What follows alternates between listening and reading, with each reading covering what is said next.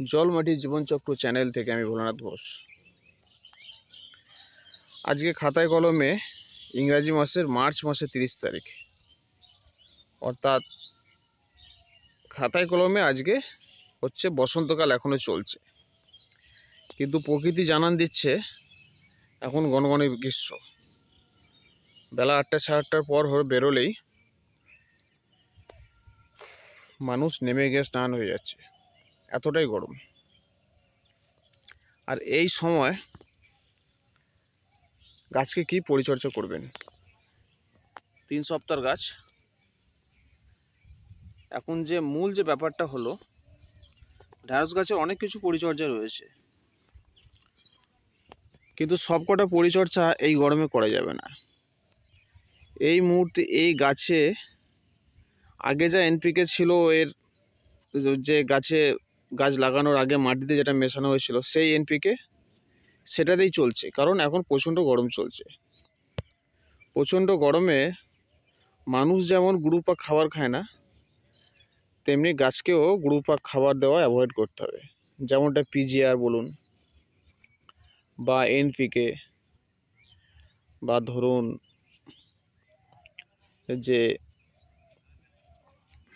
Supporting যে ফার্টিলাইজারগুলো রয়েছে,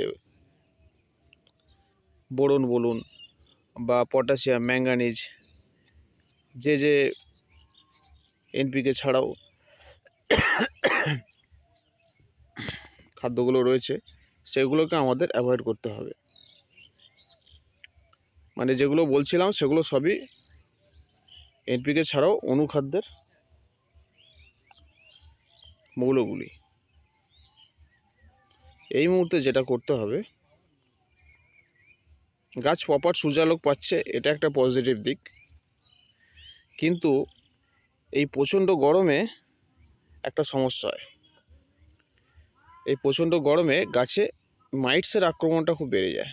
পাতার তলায়, যদিও আমার এখনও আসেনি, কিন্তু যেহেতু আমি প্রতি সপ্তাহে এর কীটনাশক ইউজ করছি, যেটা যেমনটা প্রয়োজন পড়ছে, যার ফলে মাইটসের আক্রমণটা আসেনি।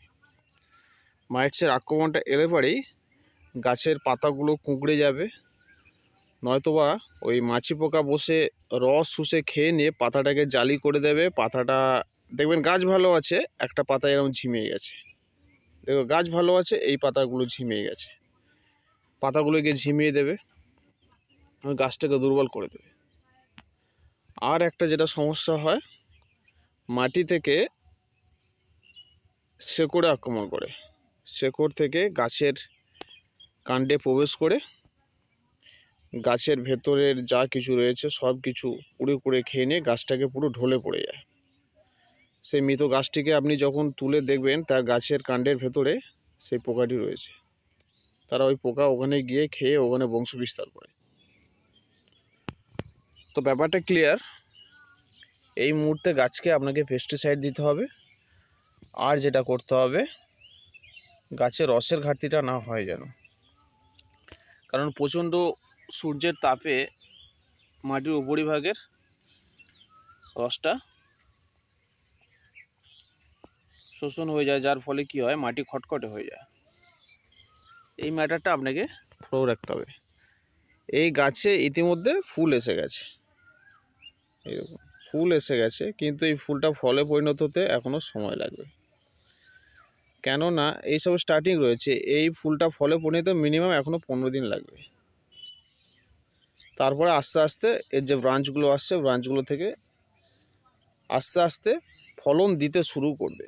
প্রাথমিক ফলনটা যেটা হবে স্লো পদ্ধতিতে, তারপরে যখন ব্রাঞ্চগুলো বেরিয়ে যাবে, তারপরে কন্টিনিউ ওটা রোটেশন হতে থাকবে, ফুল ফুটছে, ফল হচ্ছে হতে হতে, তখন আপনি ফলনটা আপনার চোখে পড়বে। এই একটা ম্যাটার গেল, যেটা এই গরমের সমস্যার জন্য। আর এই মুহূর্তে আপনি ফার্টিলাইজার বা পিজিআর এগুলোকে অ্যাভয়েড করুন। স্লো রিলিজ যে পিজিআরগুলো রয়েছে সেগুলোকে ইউজ করুন। যদি মাঝখানে কোনো ঝড় বৃষ্টি হয় বা তাপমাত্রা একটু কমে, তখন ইউজ করুন, নতুবা নয়।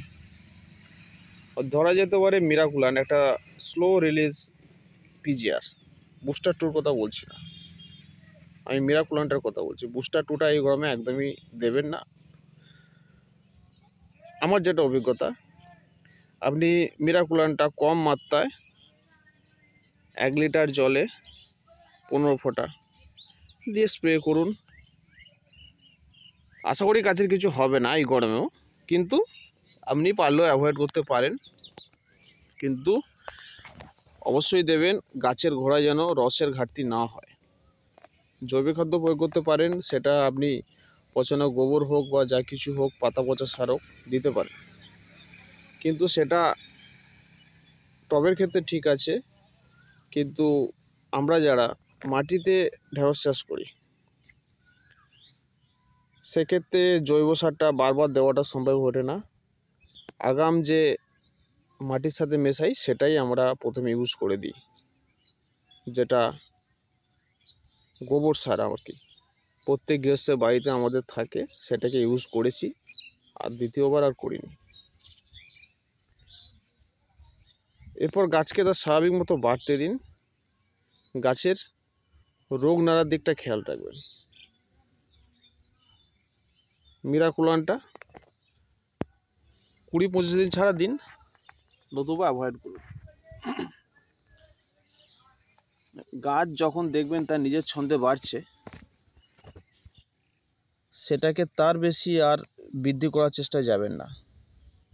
তার নিজের ছন্দে যখন বাড়ছে, যখন দেখছেন তার বৃদ্ধির ঘাটতি হচ্ছে, তখন সেটাতে আপনি ফার্টিলাইজারের দিকে ঝুঁকতে পারেন। কিন্তু আমি দেখতে পাচ্ছি আমার গাছের বৃদ্ধি সঠিক আছে।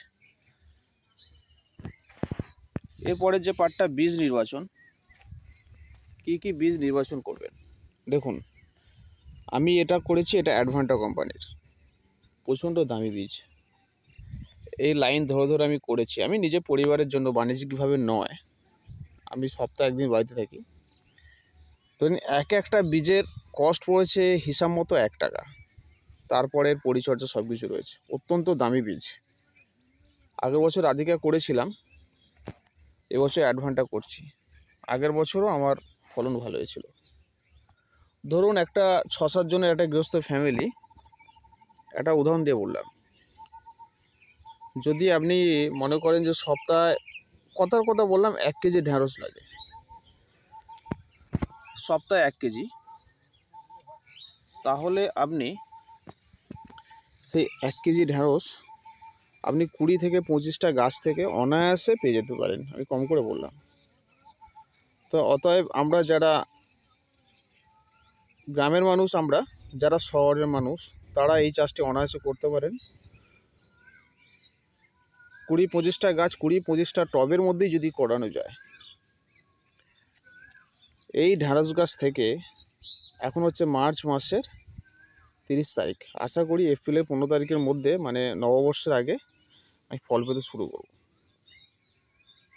সঠিক নিয়ম মেনে করা হয়, তাহলে আপনি সেই সেপ্টেম্বর থেকে এই ঢ্যাঁড়স গাছ থেকে আপনি টবের মধ্যে থেকে আপনি ফলন পেতে পারবেন। কীভাবে পাবেন? তার অনেক পদ্ধতি আছে, সংক্ষেপে বলে দিই, ভিডিওটা তাহলে অনেক লম্বা হয়ে যাবে।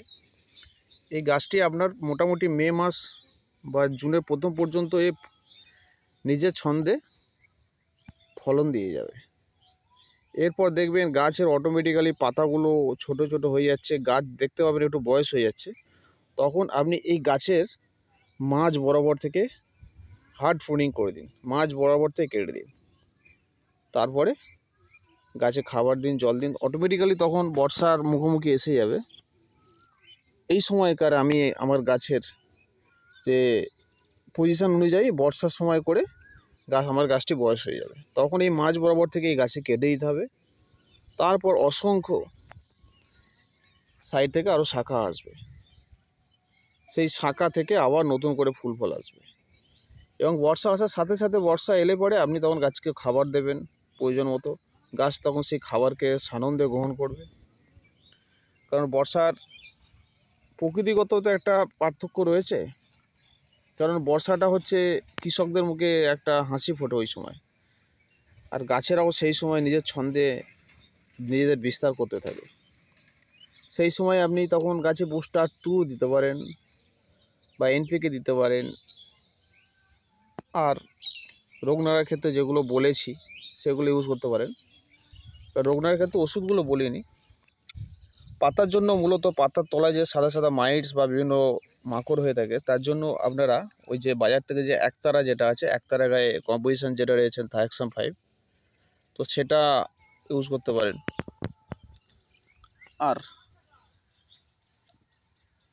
গাছ ঢলে পড়ার জন্য যেগুলো রয়েছে আর কি, সেগুলোর জন্য বা গাছের শেকড়ের জন্য যেগুলো রয়েছে, শেকড় থেকে যে মূলত যে রোগগুলো সৃষ্টি হয়, আপনি যদি যে অ্যাডমায়ার 10 যেগুলো পাউচ পাওয়া যায়, যেগুলো কম্পোজিশন হচ্ছে ইমিডাক্লোরোপাইড, সেগুলো ইউজ করতে পারেন। তার মাত্রা বুঝে ইমিডাক্লোরোপাইড 1 লিটার জলে 1 থেকে 1.5 ml ইউজ করে গাছে স্প্রে করে দিন, ভালো করে চান করে দিন, দেখবেন এই সমস্যাগুলো মিটে গেছে। নয়তো ইমামেক্টিন বেঞ্জয়েড, নয়তো সাইফারমেথিন বা গ্রুপের কোনো কীটনাশক নির্দিষ্ট মাত্রায় গাছে স্প্রে করতে থাকুন। এটা এই সময় প্রতি সপ্তাহে করতে হবে। যাক, এতটা ইনফরমেশান আমাদের দিলাম। আমার গত সপ্তাহে আবার একটা সাইডে একটা মাদা করেছিলাম, সেগুলো সব গাছ বেরোচ্ছে, এই দেখতে পাচ্ছেন বেরোতে শুরু করেছে।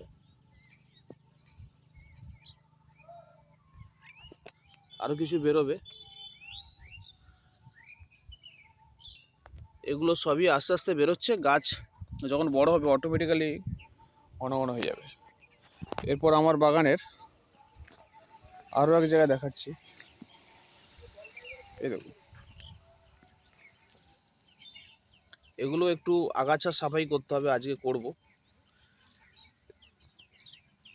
চাষের ক্ষেত্রে অনেকগুলো সমস্যা আছে। 1, রোগ নাড়া, 2, আগাছার সমস্যা।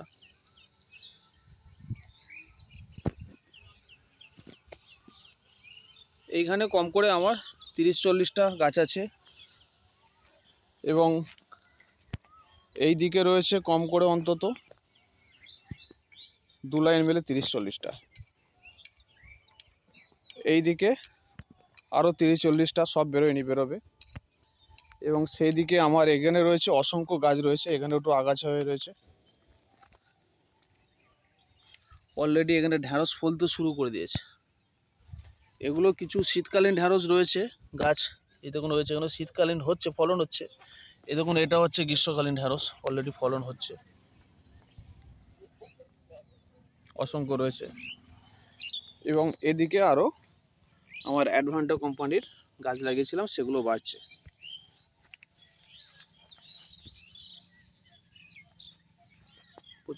কিছু আবার সাইডে অ্যাডভান্টা লাগিয়েছিলাম, বেরোচ্ছে।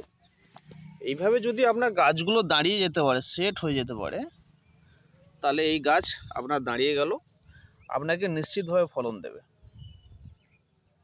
নিশ্চিতভাবে ফলন দেবে। একবার যদি গাছ আপনার অঙ্কুরোদমটা ঠিকঠাক হয়ে যায়, তারপরে সেই গাছকে কিছুদিন আপনি টিকিয়ে রাখুন